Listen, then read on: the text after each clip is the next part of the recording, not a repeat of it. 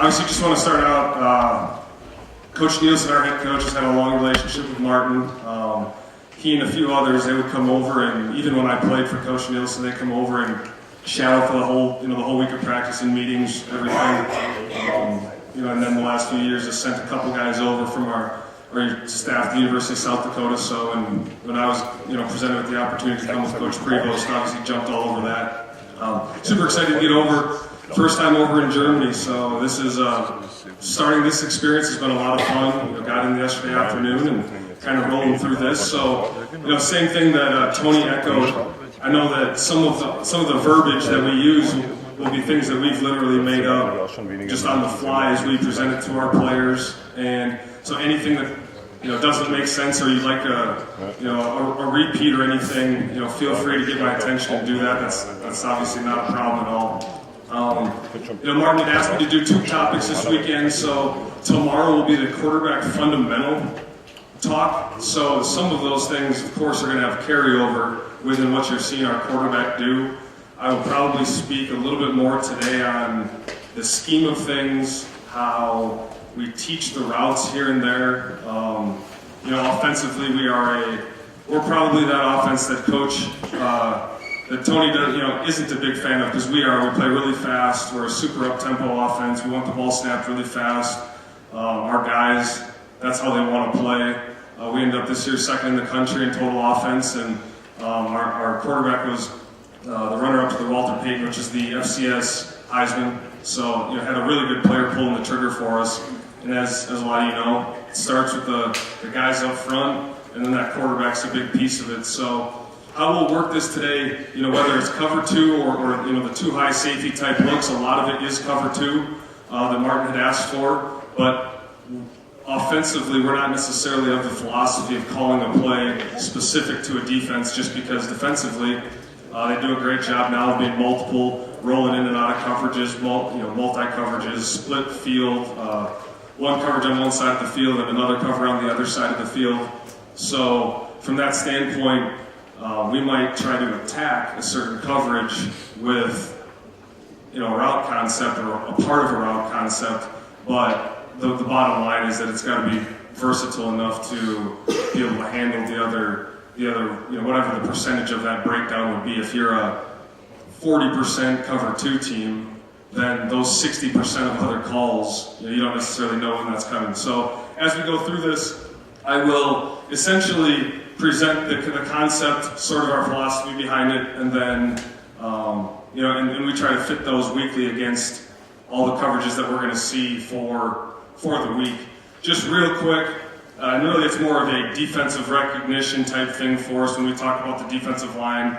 We'll always talk about the Sam, the Mike, and the Will as those 3 linebackers. And we'll just do it from the field today, just so, when I throw a defensive guy out there, we're making that work. And then our corners and safeties, and I'll usually refer to them as the field or boundary safety. So in this instance, the field safety would be the guy furthest to the field with the ball, essentially on the left hash, and then this boundary safety. And we use those guys as indicators a lot. So when you're talking in terms of 1 or 2 or 0 high safeties, that's where our quarterback's eyes go most of the time anyway. So there's a lot of carryover within our route concepts, but then also where the identification is and where it's trying to take them with the ball. The first thing that we'll look at here, we've got a couple different types of pass game, and that's not where I want to go yet. So when we talk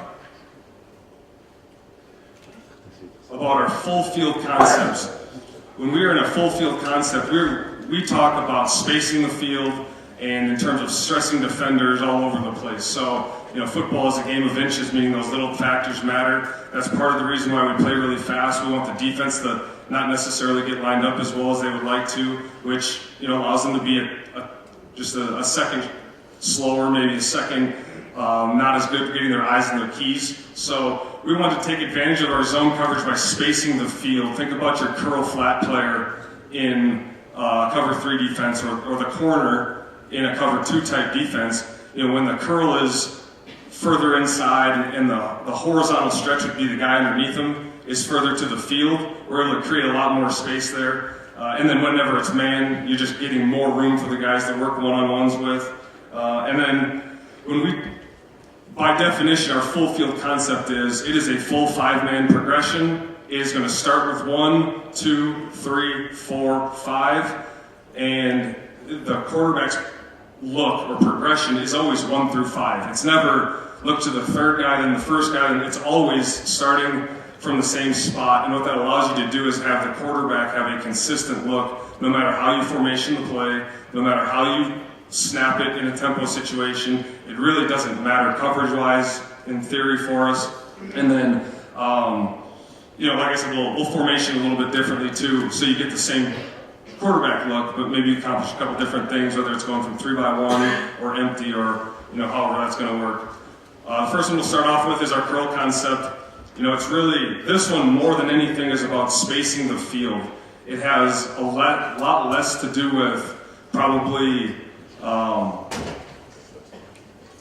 it's not as scheme oriented, it's a pretty basic concept. There's a guy in the middle of the field and you have your curl flat, but you notice how in the bottom right hand corner, the H is getting a horizontal stretch to the field, and I'll show this with film, but this guy's going to work the middle of the field where you would get when you get a cover 2, when you get zone linebackers. He has the flexibility to work wherever those windows are. So obviously on paper here, he's just in the middle of the field, but if there's a linebacker here and another linebacker over there, he's actually going to attack this thing in the void. So we give him hash to hash to get open, which of course gives us our throwing lane still to the curls. And then as you see here on these horizontal stretches, for a defender to play in the middle of, or in the throwing lane of a curl here, he was now very much inside of your flat stretch, so that when we're able to get him the ball, he can get up the field. And what happens is if he gains width to play with the flat player, we're able to get this throw in here. So from a spacing standpoint, we'll talk about progression and stuff in a second, but from a spacing standpoint, we want this thing spaced out across the field. So it's really important to us that when these guys run these routes, they're in the ballpark of the numbers. These guys, we work through the numbers to the sideline, and then this guy gets the entire middle of the field. So I'm a big proponent of, we'll roll through it with film. Some of these clips are actually against our own defense because I wanted to give them against different coverage looks, and if we just didn't see it this year, then I'm not going to not show it. So I pulled some from against our defense, but the way that we install these also is, obviously in the last picture, we were in 3-by-1 where the guy was here. He's going to check swing, so when he's in the slot, he's going to do that same horizontal stretch aspect. So, formationally, our kids learn it as really when you're a 1, 2, 3 receiver or you're in the backfield. And we can, without calling it anything different, we're able to do that formationally. So here's one where we're getting a true cover 2 look. In our conference, we see a lot where the linebackers get a lot of depth, but there's a lot of room inside. And he's going to burst, and what the receiver does a good job of, actually what I don't think the receiver does as good of a job of, is working in the middle, the exact midpoint of that window, forcing those 2 backers to squeeze it. The quarterback does a good job of throwing it in the middle of the window. And then I would say that with how we technique these things, we want the slot or the inside receiver. He gets the 10 yards and he's bursting back to the quarterback, which this is just a pretty average rep at it because he ends up getting the completion. But you see how stressed those flat players are going to be, the corners, for instance, on the bottom, where this receiver is going to be able to find the window there. And if this linebacker were to have played over, you would have a really big window to throw this football for the quarterback. And this is one, what I'd like to do here is, I'll show a couple different formations. I'll show a couple different where the ball's completed elsewhere. Maybe one against man-to-man. We see a lot of man-to-man too. So, that's something where when you're just running to voids, there's not going to be as much space there. You have to create separation against the man, in which case our slot's got to go to work on a man-to-man defender. In terms of cover 2 variations that we see, and, the coverages will bounce around a little bit. The concept will run the same concept a couple times here. We see where they will try to give the illusion of rolling down into a single high safety look, and actually our guy's rolling down here, and he's going to play the flat, and he's going to play that deep half. So as this picture develops, you get that same picture where the safety's the flat, and you still have that cover 2 illusion. So if you go back to what our guys ran here, just picture this at the top. The corner is the flat player, and the safety is the deep half. They're just switching those responsibilities here. So from a coverage variation standpoint, when we go middle to curl to flat, it really is inconsequential of what the coverage is there. But we're still able to take advantage of that void in the middle. And here, the linebacker has sunk more into the middle of the field to cover this thing up. And kind of going along with Tony's talk here before I went, it's the quarterback's responsibility a lot of the time for us in our protection to facilitate getting an extra, we call it buy an extra progression. So if your line blocks for one progression, which would be the first throw, you can buy yourself a second one or a second open receiver by sliding around in the pocket and creating separation, for your tackle or what have you. But here, the cornerback to the top has to stay with width to the tailback. So what we stress over and over and over to our inside receivers, chase the space in the middle of the field. And that's the verbiage that we use is chase the space in the middle of the field. The outside receivers have to create separation versus man and find that window between the flat and the hook player, however you're going to term those guys. And then the thing that makes the play is the horizontal stretch that you can see at the top of the screen with the tailback getting all that width. We want him, if the quarterback never threw him the ball, he should be kind of shutting down on the hash marks on the sideline.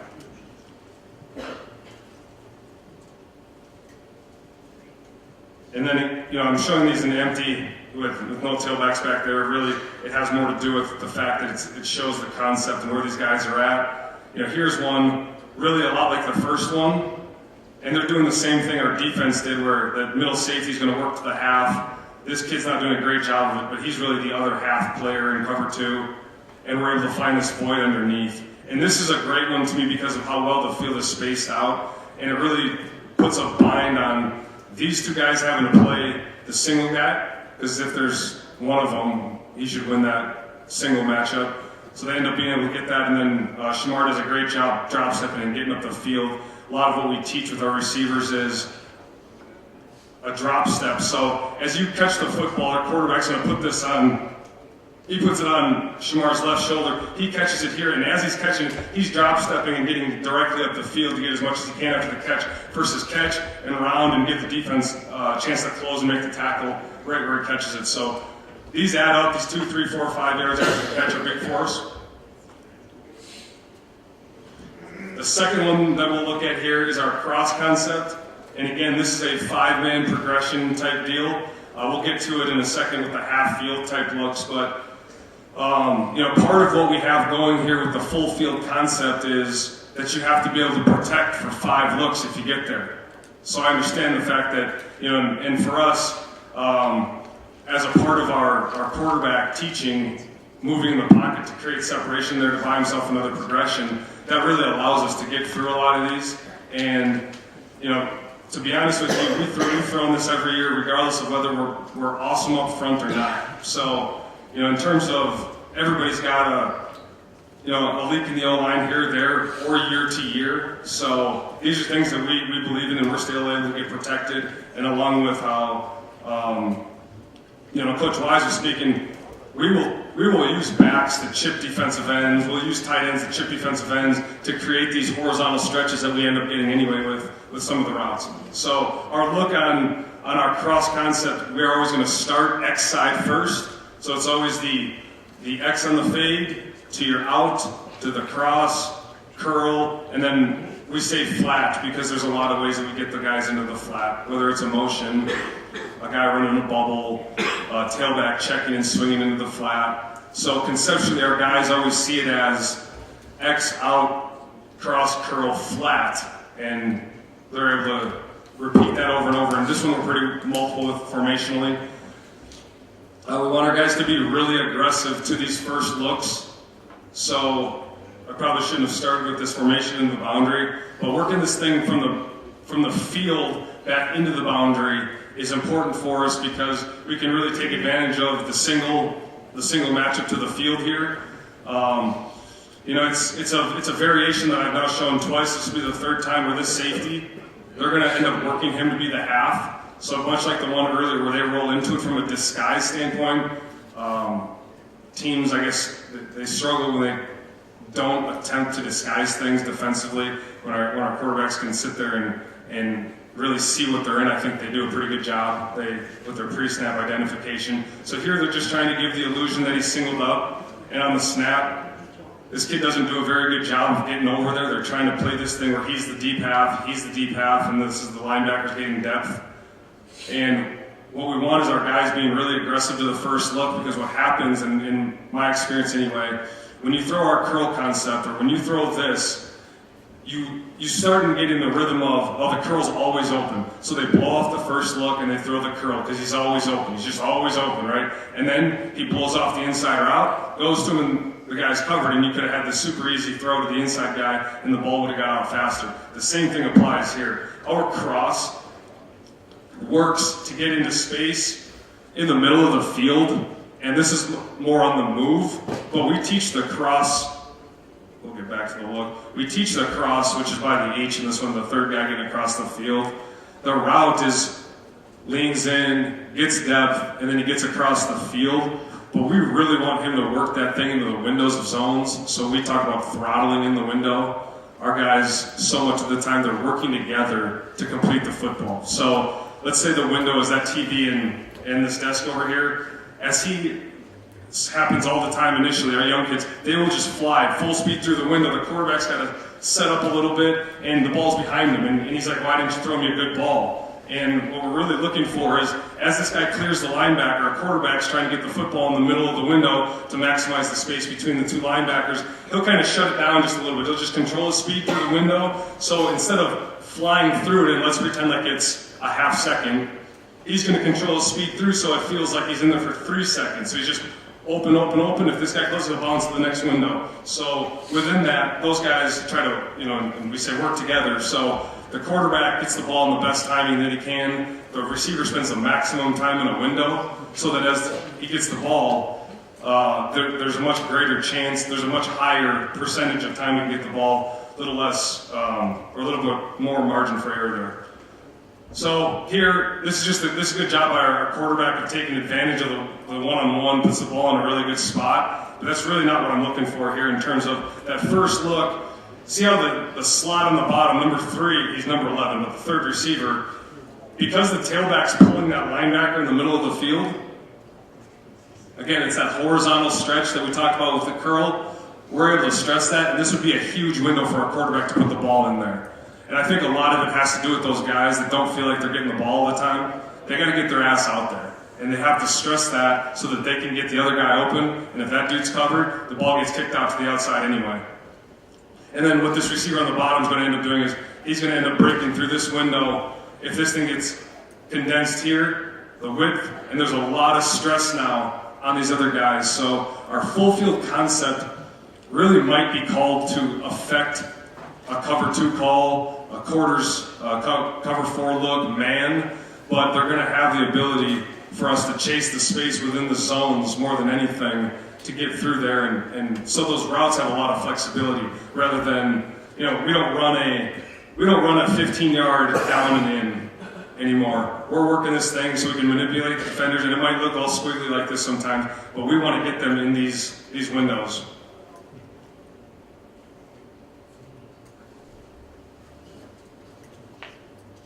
Here's a good look at this thing into the boundary again, and I don't know how big putting the formation in the boundary is over here. In the U.S., some teams do it, some people they do not care for the spacing of this thing into the field. We do it a lot so that we really declare whether this guy is double teamed or not. So you're getting this safety, and now really we're playing 10-on-9 football on the rest of the field, and that's really how we view it. The math of the game is really important to me in terms of if we've got 2 receivers in a zone, we should be able to complete the football as long as their spacing is good in a one-man zone.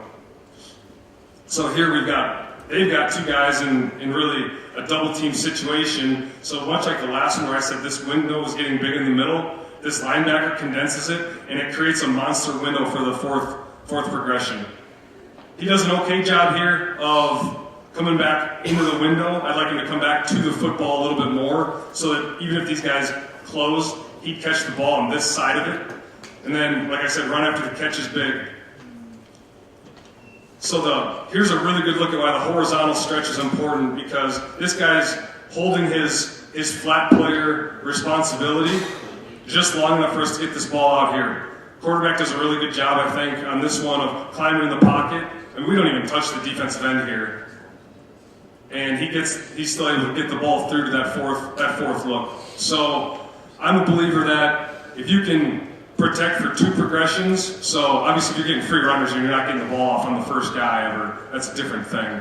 But if you can get the ball to your second look, I believe that we can run anything with a 3rd progression attached to it, because the quarterback will be responsible to kind of make some things happen a little bit and just settle your basic fundamental sliding in the pocket, climbing to help the tackle out, just stepping up or stepping around when the tackle gets beat underneath, whatever those things are. So our line will cover up the front guys, and the Q's got to be able to, sift himself in the pocket a little bit and keep his platform and be able to get the ball out.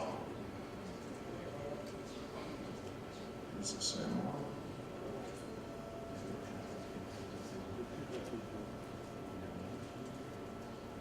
Same deal here. Just a variation of it, getting into if the running back was aligned on the right side of the quarterback, if he was here, he would be that flat concept. So you'd still get the cross, still get this thing looking this way. We were just motioning him out there to create that, so it creates a little bit of defensive movement. And our quarterback he gets off this first look quickly because he sees the wide safety. So in this 2 safety look here, he's thinking he could get maybe a one-on-one if this guy stays more over the inside receiver. As he gains width, now this is less of an option here with how these guys are playing this. And then he goes through his look. So he's off the first, off the second, steps up. You can see his eyes are getting to this 3rd look. He feels like this guy's too much in the window. If he allowed the tight end to kind of clear into this window, I'd be okay with that. But he feels like this thing gets squeezed, and again, we've got that big window between the corner and I guess it's the flat play linebacker on this one. This is more of a quarter half look, where they're playing cover 4 to the top and cover 2 to the bottom. But in any event, the back's width is what makes this, because his initial width forces this guy to kind of run out to it, and then he's got a great spacing. So if you look at the geometry of this throw, for this guy in the flat to be a factor on this curl, he would have to be on the hash, and then he'd be outflanked by the flat by 20 yards, because it's 9 to the top, the number's 11 to the hash. So in order to have that, he'd be outflanked by a full 20 yards and have to rally to the football from there. So to us, those angles are pretty good in our favor. Before I go on real quick here, does anybody have any questions on what we're talking about full field concept-wise? And we really only run 4 or 5 of them. We don't have a huge playbook. It's a really shortened down, conceptualized deal where our guys they're trying to get really, really good at a few things versus having a big playbook. Does anybody have any questions on the full field end of things? So you showed the three-man concept on the short side of the field. What is your alignment to the receivers? How they Yep. So we want the guy that's going to run the cross, his width from the tackle is still going to be the same of that as if he were to the field in the slot. So when he's to the field in the slot, he's just inside the hash, which ends up being roughly 10 yards from the football. So he ends up being roughly 10 yards from the football, and he ends up having that 4 to 6 yard range. We don't have super strict alignment rules, but we don't want him any tighter to the tackle because then he gets across the field too fast, and his width there is really more important. Our outside receiver is going to be between the numbers and the sideline, and he's probably not bad. He's probably a tad tight, and then our other guy's just going to split them. And with that, I don't mean to be not detailed with it.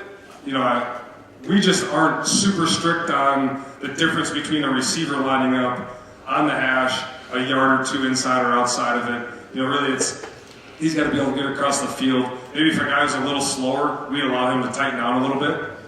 but we would like a little bit of separation here just to give him more room to get across the field. Does that answer your question? Yes. On that same play, when he goes across, like let's say that linebacker gets hands on, because the last two clips that you showed, none of those outside linebackers put hands on the guy going across. Yep.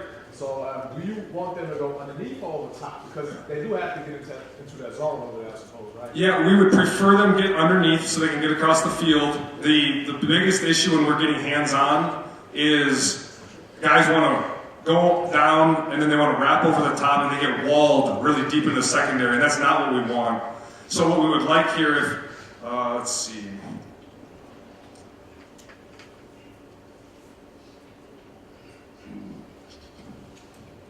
Yeah, not a great example. So let's say in this one, the Mike gets hands on and tries to wall. We feel like this is one, it should be an okay matchup for us, and we want to attack his knee or hip, so his hip closer to the line of scrimmage, so that this guy feels like he has to wall three.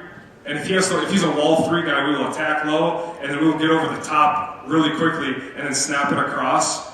And for us, we're okay. It's kind of different. We're okay if he gets open, and we're okay if he gets covered in that look, because if we want him to get open, of course, the ball gets out faster.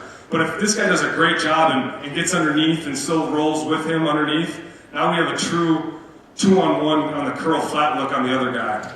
So with that, we would like him to get over the top, or we'd like him to get underneath if he can, but if he's going to get walled in the line of scrimmage, then he's got to beat him with speed over the top. Likewise, if it's a man defender head up, he's going to work to get underneath, and then he's got to lean high to the post to make the guy get vertical, get his momentum going back towards the goal line, and then he'll stair step and snap it off to get across the field. Anybody else there? All right, our half-field concepts. We're going to roll with two of these, and the premise of a half-field concept, for us, these are a little bit more quick game oriented. They're not true quick game for us when you're talking like a 5-yard hitch or a 4 to 6 yard rollover out or a slant. There are some quick game aspects to it, so the ball will get out on quick game timing. We really classify these differently though, because the routes, when you run a hitch or a slant or a quick out, you really don't give those guys a lot of flexibility in their route. I mean, a slant, you're going to have to win inside versus man, or you're going to flatten it off a little bit more if you have a corner, depending on how they're playing, but you're not like reading a whole lot there as a receiver.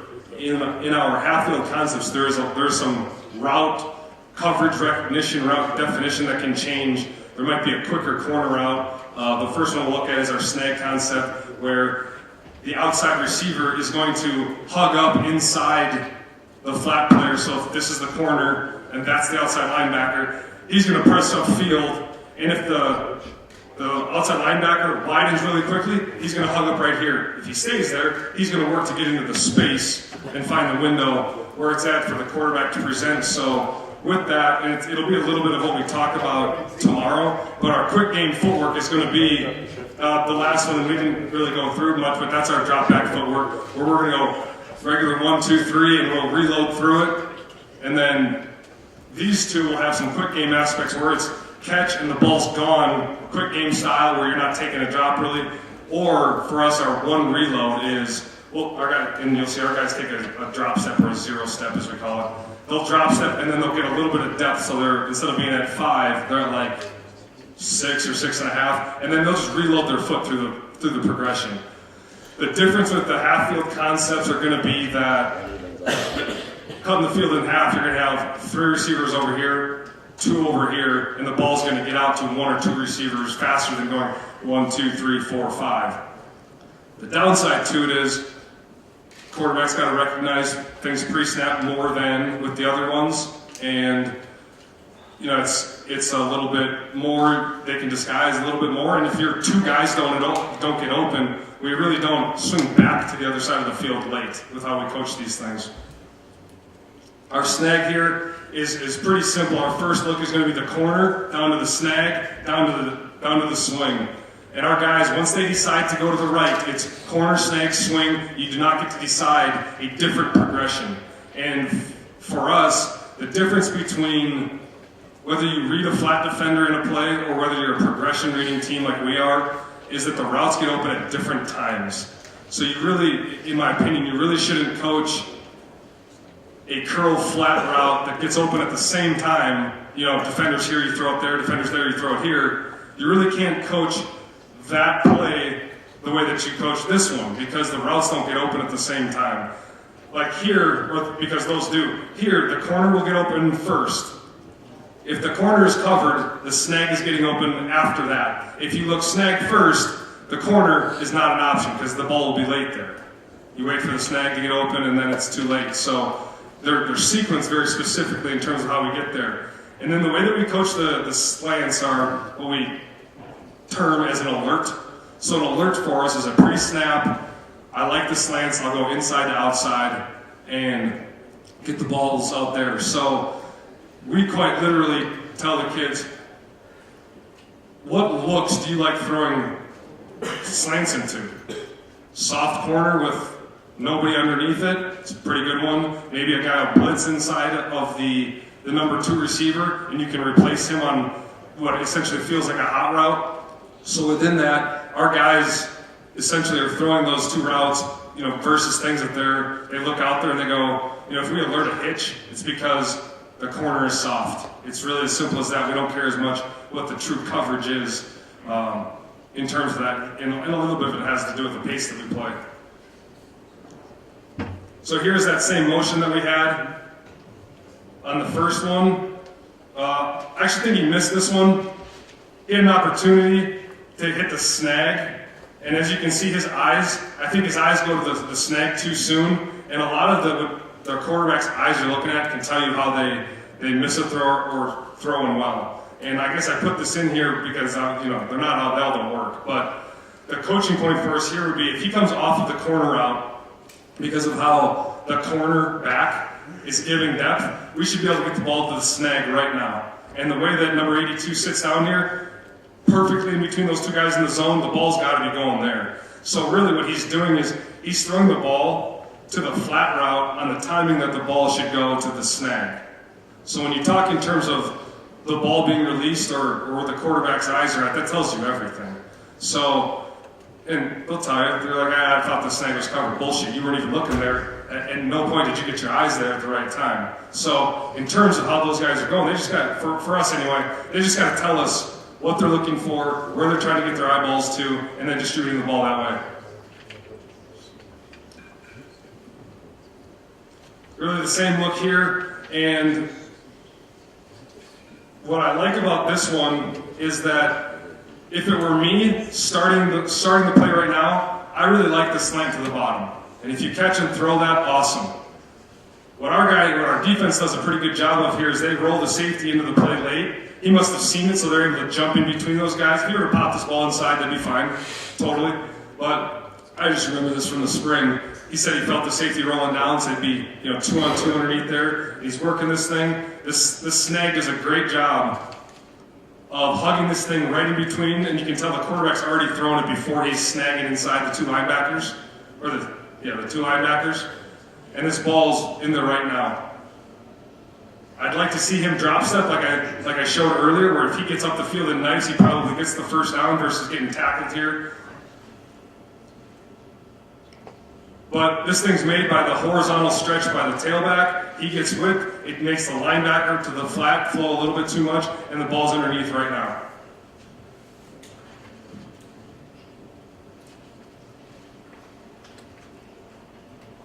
This is a good look at the snag working to the space.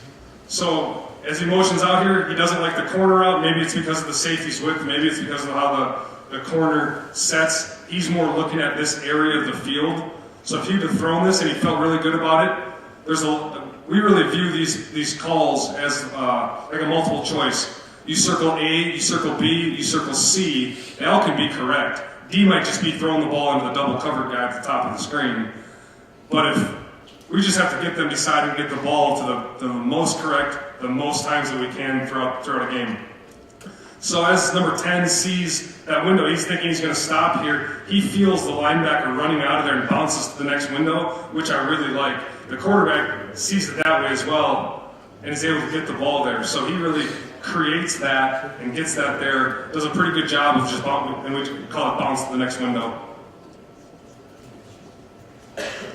Same thing here.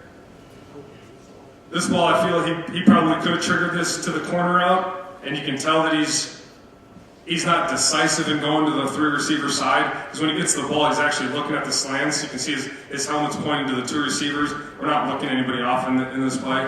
So as he looks the ball to the 2 receivers, he loses window to get his eyes in time to the corner route, the slot working the corner, where he could place his ball. Reggie does a really good job still of putting this thing in them. And we keep using this. He's almost in the apex of this defensive opening. So the quarterback feels that this guy's a little bit closer to the receiver. That's why he tries to put the ball on his outside shoulder so he can turn and get the ball out here. I don't know about you guys, but when I'm facing this way, I have no clue where these guys are behind me. So if you put the ball on the inside, he's going to drop something right into the linebacker that's triggering downhill on him, versus he puts the ball out here to start him going away from the defender so he can get up the field. So a lot of how he plays the football on that has to do with where we're going in those looks. I will take the next couple in the next room. We'll just wrap up here with these half-field looks. Any questions with those and really what we're trying to accomplish there? Obviously, we've got through one concept. We'll knock the other one out over there for guys that want to do that. But any feedback or anything you guys have for me on that? All right, well, I appreciate it. Like I said, we'll be over there. Look forward to chatting with you guys again tomorrow.